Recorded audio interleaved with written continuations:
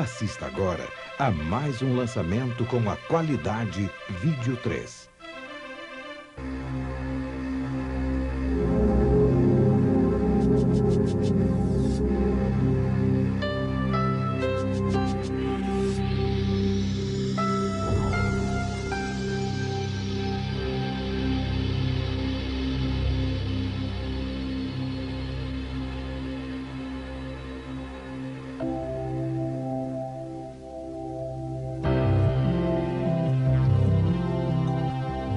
The universe, the lifeblood of all things, the home of a billion stars, each with its place in the order of the heavens, and each governed by the infinite law of the cosmos. As the ever-expanding energy of the universe continues to grow in a sea of fusion and creation, the infinite depth of the cosmic reality embraces itself in the fabric of destiny. The awareness of mankind grows in accordance with the rule of cosmic law.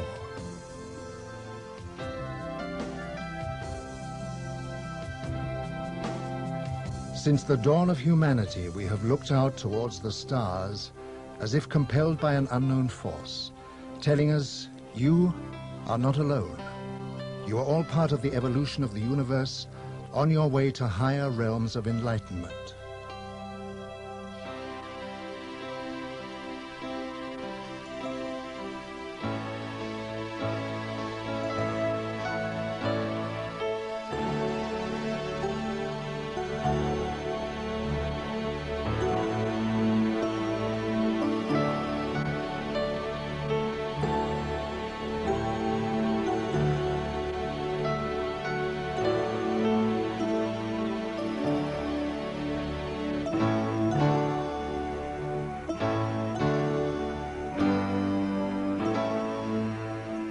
The expanding universe, with its infinite complexities and compelling influences, is the kaleidoscope of man's dreams. With new attitudes and new points of view, our understanding is growing, bringing scientific influence towards new horizons. At last we are beginning to grasp the meaning of the primeval commandment, "Know thyself," which is inscribed over the portal of Delphi. Today we have a new model concept of science which proves that all natural systems, from minerals to man, inherit a collective memory of their kind. One of the great pioneers who achieved a breakthrough in this area is Dr. Rupert Sheldrake, a biologist whose remarkable discoveries shook the fundamentals of established science. The entire basis for my work is the idea of the evolutionary universe. See, until 1966, most people thought of the universe as essentially static, most physicists. And the idea was that evolution occurs on Earth, in the biological and human realm, in a universe which is at best static, at worst actually running down, devolving rather than evolving. Since 1966, we've had the idea of an evolutionary cosmos, an evolutionary cosmology. And this changes everything, because now we see biological evolution in the context of cosmic evolution. And the idea of cosmic evolution gives us the idea that all of physics and chemistry, everything, is evolving. And this is what leads me to my main point, that if everything's evolving, then why shouldn't the laws of nature evolve too? Indeed, why shouldn't they be more like habits? And this is the essential insight of my work on morphic resonance. And it depends entirely on this evolutionary insight into the whole of nature.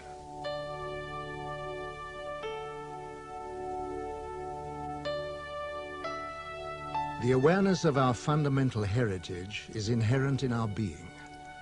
The awakening of the wisdom of the whole is inexorably endorsed within the essence of our spirit. The influence from motivation to germination is the basis of our existence and is predictable in the course of our evolution.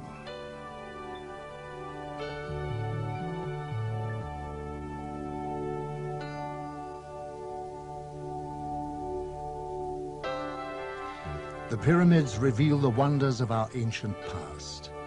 They harness their proliferating energy from the cosmos that it may be utilized by another civilization in its many fields of endeavor. Our awareness of the origin of these citadels derives from past generations. It is inherent in the soul of civilized man to build such structures, reaching towards the source of unseen powers. The challenge of future accomplishment is the driving force behind human progress.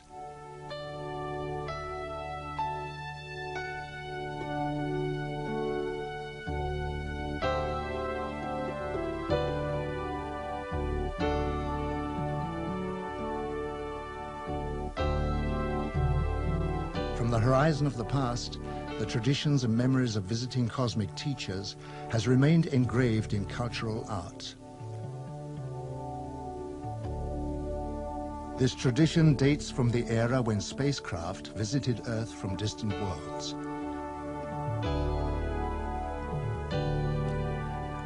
Proof of the historical facts of continuing extraterrestrial visitations has been revealed by Eric van Däniken, a best-selling author who investigates the archaeological and ancient artifact connection.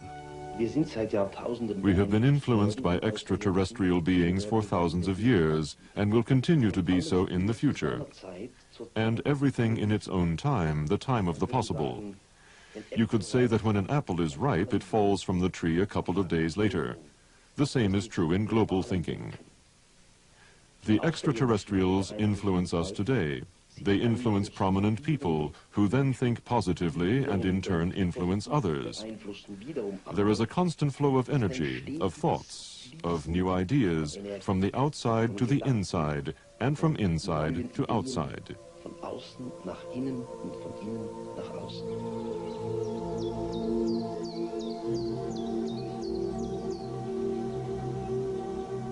The ancient Indians of Peru were a highly advanced civilization who lived thousands of years ago in the jungle of South America.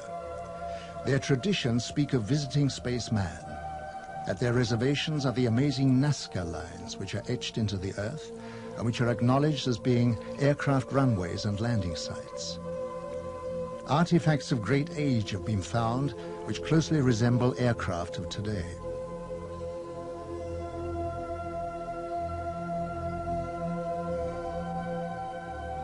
The sensational crop formations of England have generated great interest, and the question has to be asked if there is any connection with the etching in Peru.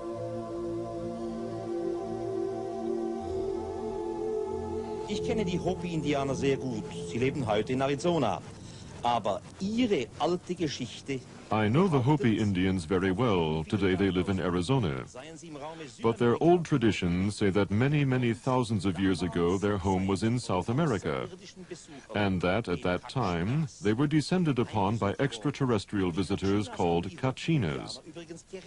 These Kachinas also saved the Hopi Indians when their continent threatened to sink. These heavenly beings, the Kachinas, were the teachers of the Hopi.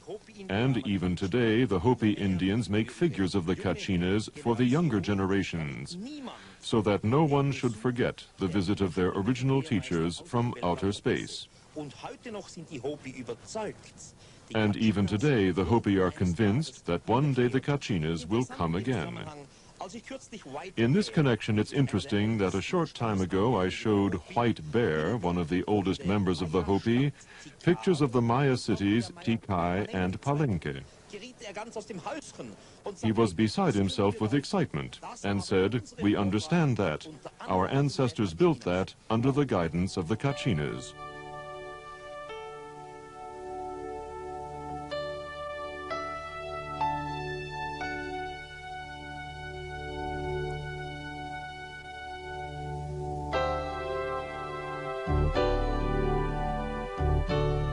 The great energy source of the cosmos can be extracted and focused to form a very potent electrical and magnetic power form.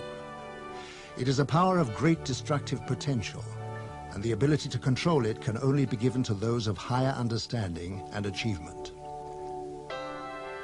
Such power sources were built into the Great Pyramids by another race thousands of years ago, when they needed recharging facilities for their spacecraft while on reconnaissance flights around the universe.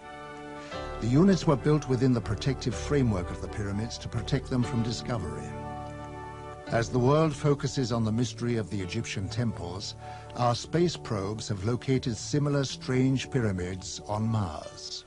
We have the very mysterious structures on Mars, pyramids, and particularly the large humanoid face looking into the Martian sky. All the investigations on Mars with the Viking probes show quite clearly that Mars has been in the past different. The physical makeup points to an ecological system. And the pyramids, again, really make quite clear that they cannot be possibly natural structures. I really believe that they are artificial structures. The human or humanoid face on Mars shows that if there have been visitors in the past, a long time ago, then they were humanoid. The readings of the early Bible told many stories of Earth being visited by heavenly teachers on blazing chariots who gave information of great wisdom. They told of how they had always been in the sky and would return one day. This is one of the prophecies of the Bible which was taken from the word of the visitors. How did modern man go about interpreting these holy clues?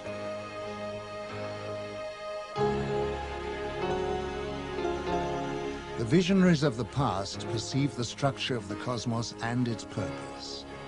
The life spirit of the elements is a constantly changing mirror of charged perception and energy. The spiral of conscious awareness is the consequence of harmonizing with this harmonic vibration. Within the evolutionary circle of cosmic regeneration is the life force of progression, through which the universal memory of intuition is formed. Leonardo da Vinci was a man of great vision. He realized the significance of the hologram of man in relation to his place in the order of the universe.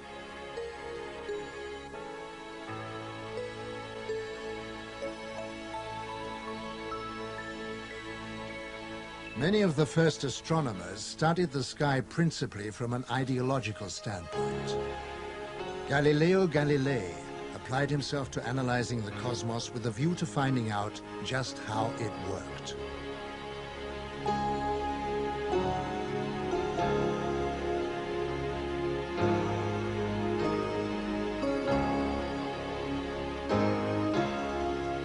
Kepler believed in the law of equal equation, whereby all scientific experience could be solved by the use of mathematics. The real world is the mathematical harmony discoverable in all things. He also had visions involving space travel, and this already at the beginning of the 17th century.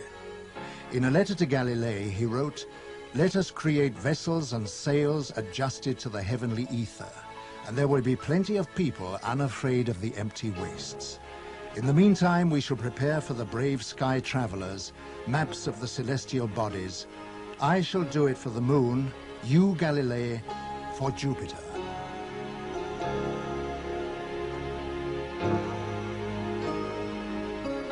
Isaac Newton spent many years studying alchemical research, cosmic intelligences, and the soul of the world.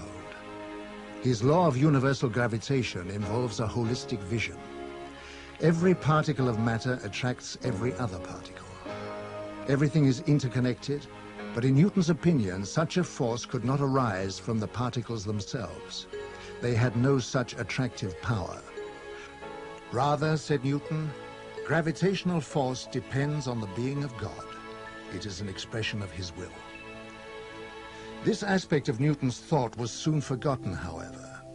The hidden forces permeating the space of the universe were soon attributed to matter itself. They arose from material reality rather than from God.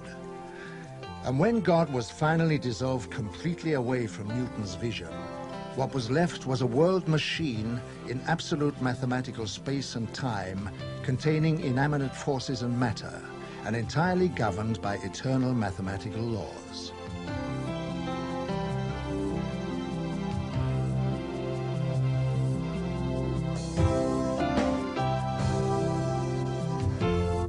Like Kepler, Albert Einstein was strongly imbued with a sense of the mathematical rationality of the universe. He wrote, "The individual feels the futility of human desires and aims, and the sublimity and marvelous order which reveal themselves in both nature and in the world of thought. Individual existence impresses him as a kind of prison, and he wants to experience the universe as a single magnificent whole." What a deep conviction of the rationality of the universe, and what a yearning to understand Kepler and Newton must have had to enable them to spend years of solitary labor in disentangling the principles of celestial mechanics. Only one who has devoted his life to similar ends can have a vivid realization of what has inspired these men and given them the strength to remain true to their purpose in spite of countless failures. For 10,000 years, man has tried to equate with the enormity of the cosmos. The concept of an evolutionary universe, which started with gods from the stars, spaceships and telescopes, will carry us into a totally changed life. Chris Griscom is the founder of the World Light Institute and the School for Global Consciousness. She teaches the harmony of man in relation to his place in the universe, and the higher levels of awareness of the mind as applied to the cosmic laws. Everything is living. Everything within our perceptual fields and beyond our perceptual fields has the spark of life. The universe is just a further expression of what we can touch and smell and see. We are made of carbon atoms. The stars are made of carbon atoms. The earth is made of carbon atoms. We are all interpenetrating and moving within the same medium. When the consciousness is able to feel this, as a child does, for a child, a rock is living and speaks, or a bird, or a plant. And so the child has the opportunity to identify with the universe. We have lost that identification. It's necessary for us now to go beyond the contraction of our daily lives in order to understand the purpose of our existence. And the universe provides us with a wonderful backdrop to do that, a wonderful capacity to extend out beyond the limited small self and regain that sense of belonging to something bigger than our individual selves.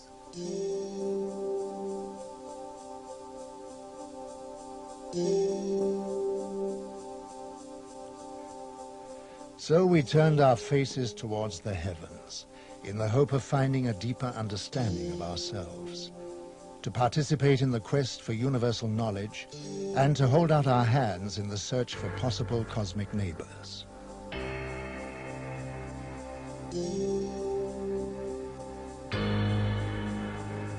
If we consider that most of the stars in the Milky Way are twice as old than our sun, 10,000 million years old, then obviously there may be highly advanced old civilizations which have developed interstellar travel. So my answer would be it is more than likely, not only possibly, but more than likely, that extraterrestrial visitors are traveling to other solar systems, other planetary systems. Thus, we really should expect extraterrestrial visitors in our solar system observing human civilization.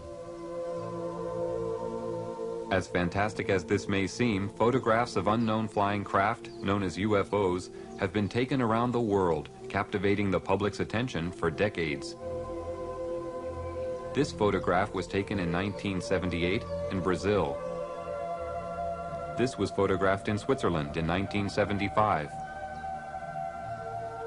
These two UFOs were also photographed in Switzerland in 1975. This was taken in 1971 in Austria. This one was seen in 1987 in Canada. This UFO was photographed in Germany in 1977. This was taken in Colombia in 1971. This photograph of a shiny silver object was taken in North Charleston, South Carolina in 1980. Yet another photograph from Switzerland taken in 1975. This UFO with the cloud-like vapor was taken in 1974 in Denmark. This UFO was sighted in 1977 in Uruguay. A UFO in Indonesia, photographed in 1974. These three luminous flying objects were photographed in Barcelona, Spain in 1978. Every year, increasing numbers of UFO photographs are being taken by witnesses from around the world, giving growing evidence of extraterrestrial visitors. In 1946, George Adamski, a professor of philosophy, using his cinecamera, took the first moving pictures of alien spacecraft. This film shows the strange flight pattern of these machines. This picture shows three balls beneath the craft serving as condensers for static electricity. This film, also taken by Adamski, shows a telemeter disc, described as being a very small but highly technical reconnaissance craft. Adamski was an amateur astronomer who had a 6-inch telescope on the slopes of Mount Palomar. In 1946, he observed a huge cigar-shaped UFO and was astounded to see many smaller UFOs emerge from the mother craft. He was able to take a series of photographs of this amazing sight.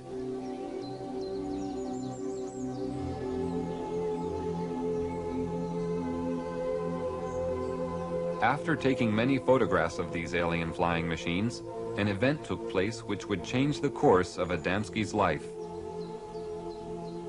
On November 20th, 1952, he had his first contact with a human-looking alien visitor. Adamski was walking in a desert canyon in California when he came face-to-face with an extraterrestrial standing beside a landed spacecraft. The alien told Adamski that the meeting was not by accident and that he had come to give a message. He warned of the danger we were creating by exploding nuclear weapons. He said that the human race had no idea of the very powerful and deadly long-term effects we were creating, which could not only destroy ourselves, but also our planet, and that the continued use of such weapons could eventually endanger our cosmic neighbors. Adamski was asked to spread this message. The alien visitor promised that he would return and meet Adamski at a later time.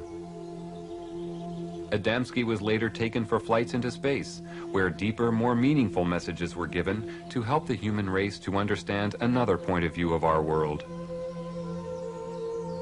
Adamski devoted his time to spreading the visitor's message and was later joined by a Danish Air Force Major, Hans Petersen. Well, you see, after the contact in the desert, George had an inner feeling that this was not the end of it. On one of his flights, more flights, but one particular he was taking on board a mothership, which is a very, very large ship who is taking all the other vehicles into our atmosphere. And in there, he met a lot of people, and he met an old man, so to speak, a wise man, who told him a lot of why they were here and what we did wrong here on Earth. And after these experiences, George wrote a book, Inside the Spaceships. In this book, Adamski described in detail the very advanced technology used in the spaceships, including technical information on the magnetic and gravitational propulsion systems, which work on a power found throughout the universe. He also described a magnetic pole running through the center of the ship that was also a very powerful periscope, which could observe both above and below the craft with great magnification. Adamski's alien friends gave him a pendant to wear around his neck and was told it would increase his telepathic abilities and enable him to maintain contact with them. Another witness who was truly shattered by his experience when he saw and photographed a UFO was Dr. Daniel Fry. Dr. Fry was a rocket engineer and the head of a scientific team employed by the American government at the White Sands Missile Proving Grounds in New Mexico when he took these films and photographs. On July 4th, 1949, Dr. Fry was contacted by alien visitors for the first time. They informed him that mankind lives in danger of total self-destruction through means it had created itself, and that Earth technology was advancing faster than man's ability to control himself. He was told that peace was the automatic byproduct of understanding between man and race and race. Also that the understanding of fellow human beings was the key to building a united world. The most significant experience that I had is probably the finding out of the major purpose for this invasion, so to speak, was to keep this planet alive, that we're approaching an area of controversy which could result in the displacement of all humanity, because we had learned how to do that without learning how to get along with each other. When those among you responsible for your scientific achievements realize the significance of the destructive forces you are creating, only then will you understand that you are destroying your living planet, which is responsible for your very existence. We are here to advise, guide, and encourage you to turn your eyes towards the creation of a planet of peace and understanding, where your invention and universal ability coexist with the creative force of the cosmos. We are your brothers of the Galactic Federation, who wish only to have you by our side. We cannot join you until your thoughts turn from self-destruction to the eternal law of universal knowledge and understanding. Dr. Fry later wrote a book called To Men of Earth, in which he told the story of his experiences and contacts with the space visitors. He continues to travel, giving lectures and spreading the word from his alien friends. Dr. Fry attracts a great deal of